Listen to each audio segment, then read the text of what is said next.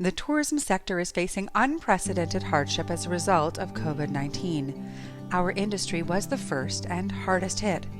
As we move into recovery phases, it is important to maintain Canada's positioning as one of the world's most visited destinations.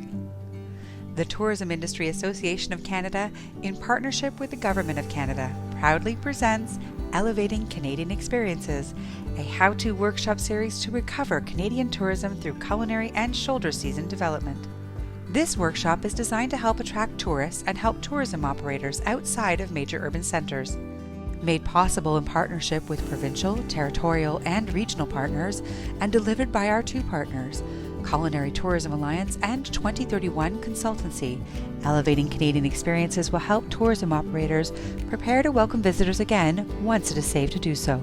Register for the ECE program in your region now to start building and strengthening Canada's tourism industry to recover jobs and resuscitate the Canadian economy.